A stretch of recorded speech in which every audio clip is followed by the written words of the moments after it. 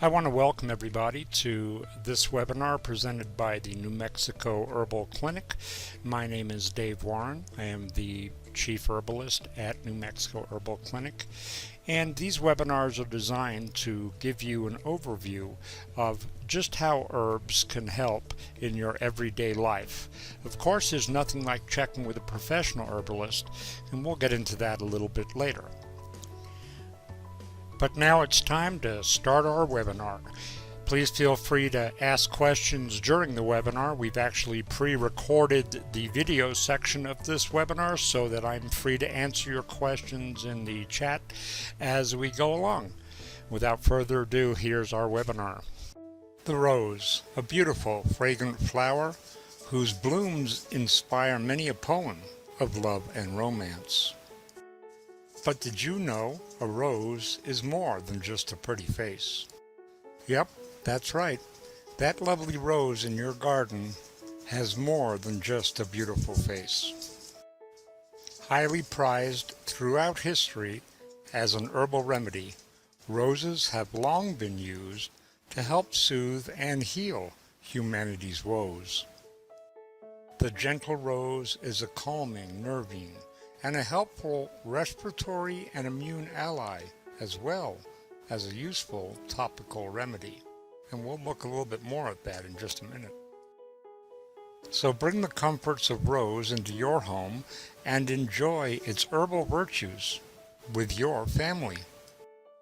Now, roses have medicinal properties, so they can truly be called a medicinal herb. In fact, until the 1930s, they were still considered an official medicine by doctors for both internal and topical treatments. So keep in mind that a rose is a lovely cooling nervine for the entire family. And if you want to know why a rose is associated with love, it's because that flower has long been used to comfort and calm the heart. Rose's gentle antidepressant and sedative properties can help uplift emotions while providing a sense of ease. So knowing that, roses can be used to get through difficult times in life when you have a lot of emotions and everything seems to be in turmoil. Today, some herbalists use it to help ease depression, anxiety, irritability, and even grief, and of course, brokenheartedness. Rose may also be helpful for alleviating exhaustion and insomnia. You know, those days when you're so tired from working or being outside, you just can't get to sleep? Rose may do the trick. All this makes it a fantastic herb to turn to for grouchy, overtired kids and their parents at the end of a long day. In addition, roses are nourishing, and they can be included in recipes for helping to maintain wellness. We'll actually give you a few recipes, and a couple of them are a little out of the box right at the conclusion of the webinar. Now, fruits of the rose hips, are wonderfully high in immune-boosting vitamin C, much more so than most other citrus fruits when comparably measured. Plus, those rose hips contain nourishing beta-carotene and the vitamins K and E. The leaves and the petals of the rose can aid the immune system in prevention of cold and flu by helping restrain the development of infections through the clearing of heat and toxins from within the system. Now, there are three main varieties that are grown for commercial use, particularly for the production of essential oil of rose and rose water. Those three are Rosa gallica, Rosa centifolia, and Rosa damascena. And a fourth one, Rosa Canning, is used for producing rosehip oil. Of course, there is some variance in the constituents between the species, and here's a general list. Overall, though, the character and therapeutic benefits are very similar. The energetic character is described as sweet, astringent, generally either neutral or slightly cooling. Constituents: a wide range of flavonoids, fruit sugars including fructose, glucose, and maltose, a wide range of amino acids, essential oils including citronellol, geraniol, eugenol, nerol, and phytoethanol. Vitamins A, vitamin B1, which is thiamine, vitamin B2, which is riboflavin, B3, nicotinic acid, B6, pyridoxine, B7, also known as niacin or vitamin H, B9, folic acid, vitamin C, vitamin D, vitamin E, and vitamin K. Minerals include potassium, calcium, magnesium, iron, zinc, sodium, copper, iodine, chromium, and nickel. Also tannins and a wide range of enzymes, which assist and aid in digestion. The essential oil of rose contains a range of volatile oils that include geraniol, nerol, citronellol, farnesol, linalool, limonamine, methane, myrcene, pinene, rose oxide, tannins, organic acids, beta-carotene, cyanin, resin, and waxes. As we said, the constituents may vary slightly with differing varieties of the rose species.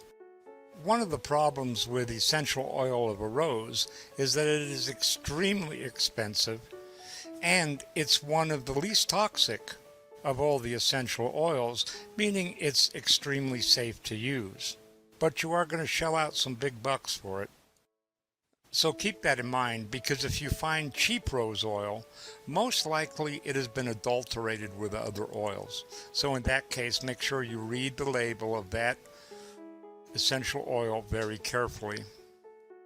And just to reiterate some things about rose hips, which are the flowers which have swollen to seed and are normally gathered in the fall. They are an excellent source of vitamins A, B3, C, D, and E. Sounds like the alphabet of vitamins, doesn't it? They also contain citric acid, flavonoids including quercetin, isoquercetin, lycopene, ruxanthin, and photoxaphine, fructose, sucrose, xylose, malic acid, tannins, and zinc. And the thing to keep in mind here, if you're allergic to any of those, don't take a rose. Rose hips taken in the form of a tea are extremely good for infections, particularly bladder infections. Rose hip tea is also used in the treatment of diarrhea. It's an especially good source of vitamin C. If you're old enough, like me, you might remember rosehip syrup as a tonic from your childhood. So the therapeutic actions for rosehip: antidepressant, antispasmodic, aphrodisiac, astringent, sedative, digestive stimulant, increases bile production, cleansing, expectorant, antibacterial, antiviral, antiseptic, a kidney tonic, menstrual regulator, and anti-inflammatory. That's quite a lot of therapeutic actions. So let's talk about preparations and use. The modern hybrid roses do not have the full medicinal properties that some older species have, but they are quite edible and can be used in salads, both sweet and savory, and crystallized as a confection or a decoration. Now, one thing you want to keep in mind, just because they don't have the full medicinal properties doesn't mean they have none. They will still have all of the therapeutic actions we've talked about. They'll just be at a little lower level.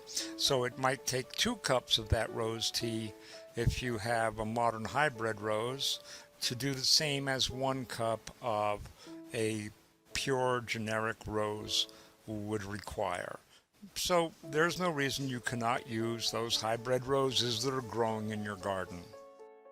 But a word of caution, when using the roses from your garden in particular, it is most important that the plants you use for medicinal or culinary purposes have never been sprayed with toxic chemicals. That would simply just cause more problems in your body. Using roses as a medicine is a tradition in all Northern Hemisphere countries, though the species used in the past may have varied. The native North American people used wild rose flowers for colds and the seeds for muscular pains. In Europe, rosewater was used as wash for skin conditions, the oil as an inhalation for a sleep aid. Conserved rose petals were eaten for colds and coughs, lung complaints, and for infection and pain in the urinary system. The Chinese use Rosa rugosa flowers to help regulate the liver and spleen meridians, and Rosa laevigata hips to tonify the kidney, spleen, and lung meridians. The rose hips mostly used in the West, or Western herbalism, are from Rosa cana, or the dog rose, and petals of Rosa centifolia, Rosa damascenga, or Rosa gallica are used medicinally. As an astringent, the rose is very useful for treating diarrhea, as we said before, and it's something that a lot of people just don't associate with a rose, but it is certainly extremely useful in treating diarrhea. And for that, the parts of the rose used are usually the flowers or the seed heads or hips, and they can be used in a number of ways, either fresh or dried. You can use an infusion or a decoction for any of the therapeutic actions that I've listed previously, and about 2 to 10 grams daily, dry or fresh plant equivalent. It doesn't matter whether they are dry or fresh, 2 to 10 grams a day. A rose petal infusion can be used as a gargle for a sore throat. And if you're using a tincture, the dose should normally be between 3 and 10 milliliters a day. I would never go higher than 7, but 3 to 10 is safe.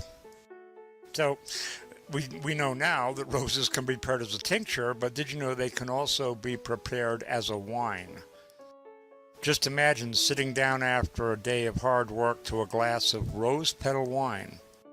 It's not only relaxing, but it's also a medicinal tonic. So what about pregnant women or children? Well, it is safe for use with pregnant women and babies and is used for digestive, skin, and nervous disorders, including headaches as well as menstrual irregularities. As you can see, we're getting into exactly how versatile that rose growing in your garden can be. And speaking of out-of-the-box ideas, how about using rose water in your steam iron? Imagine standing at your ironing board ironing and the fragrance of that rose transporting you to a foreign land as you're busy working. As a helpful hand during cold and flus, rose can bring comforting relief. Rinses, gargles, and tea made from rose petals deliver rose's full astringent and anti-inflammatory properties to assist in soothing those irritated eyes, a swollen and sore throat, seasonal allergies, and illnesses with copious nasal discharge. And those would be your colds and your flu, obviously. And the petals and the hips of the rose make a wonderful syrup to help ease coughing. Rose can help to bring coolness where there is heat held within the body, as may be the case with fevers, inflammation, and indeed even headaches. When we've already mentioned that it helps with diarrhea, and the tea and syrup make useful remedies for both upset stomachs with diarrhea. And we've all had that, where our stomachs just don't feel good, and we also have diarrhea. tea and syrup of roses, perfect remedy. And furthermore, for the ladies, the lovely rose is a wonderful herb for women, helping to soothe PMS, especially when associated with emotional distress and painful cramping during the menses. So be sure to include rose when you're making remedies to stock your herbal medicine chest. Be sure to have rose ready at hand when you need it. Add the petals and the hips to tea blends, syrups, and even honey. And a rose-infused honey is a great tasting honey and extremely beneficial. So I promised you a couple of out-of-the-box recipes. Let's get going with some of those. Here's a cosmetic use. Shaving cream. You're going to need a half a cup of grated soap, 175 milliliters of vodka, 175 milliliters of rose water, using distilled or rainwater, or if you have a well or close to a spring, those work just as well too. You're going to melt the soap in a pot on low heat. Add just enough water to blend it all to a soft paste. Blend that rose water into the vodka and mix it into the soap paste that you've been cooking. Mix it all together well and put it into a wide-mouthed jar with a tight lid.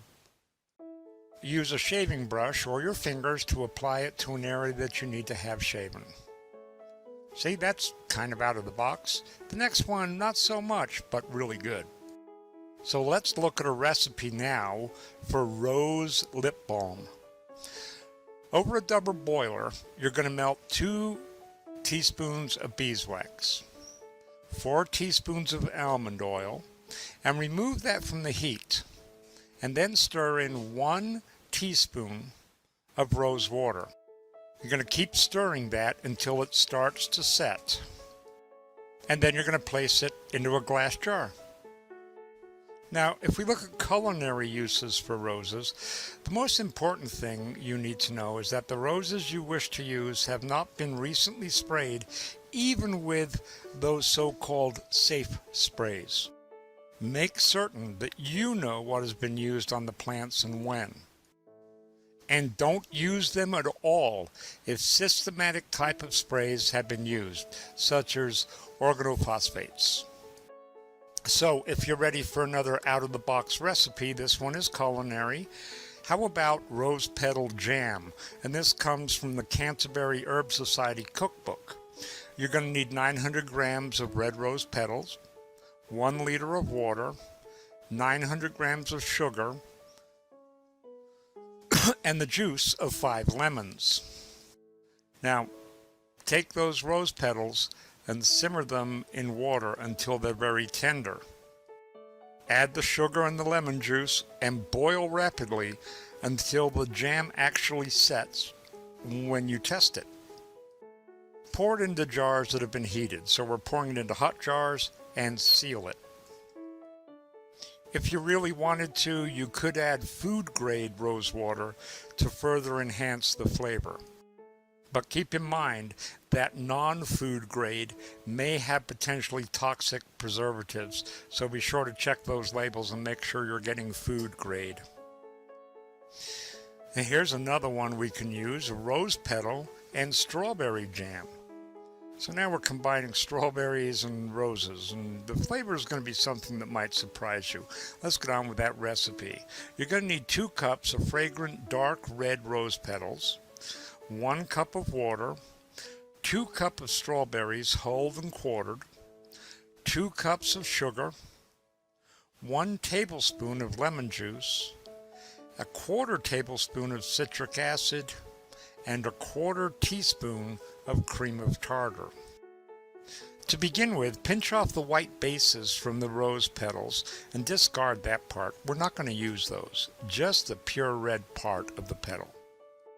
Put the water and the sugar into a saucepan with the rose petals, the strawberries, and the lemon juice.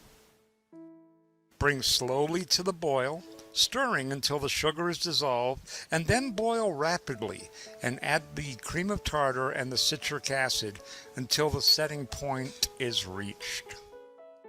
Now, pour them into clean, preheated hot jars and seal. Your strawberry and rose petal jam will be great to eat in the morning, the evening, or at lunchtime. Okay, so for those of you who aren't really into jam, how about you try some rose petal fritters? Now you're going to dip rose petals in a sherry or brandy and then into a batter mix. Frying them in hot oil quickly, drain well, dust with icing or castor sugar or confectionery sugar, and serve. It's pretty basic. And here's another one from the Canterbury Herb Society cookbook. This is one most people have never tried. Rose petal ice cream. You're going to need a large cupful of red rose petals, a tablespoon of castor sugar, 175 milliliters or 3/4 cups of rosé wine, 1 liter of vanilla ice cream. So to begin with, allow the ice cream to soften slightly. While this is happening, place all of the rose petals, the rosé and sugar in a blender and whiz to a smooth paste. And then fold the ice cream to either be well blended or swirled through, depending on your desired effect and taste sensation. Return the ice cream blend back to the freezer and stir it once or twice as it is refreezing to keep its texture smooth. And that's our webinar on roses and how you can use them in everyday life. I hope you found some things useful. And if you have any more questions before we leave, go ahead and type them in the comment box and I'll be sure to answer them. No matter what you do, always remember to stay healthy. And healthy means seeing your doctor when needed and checking in with an herbalist every once in a while to get that body back in balance. Again, thank you from myself, Dave Warren, and thank you from the New Mexico Herbal Clinic.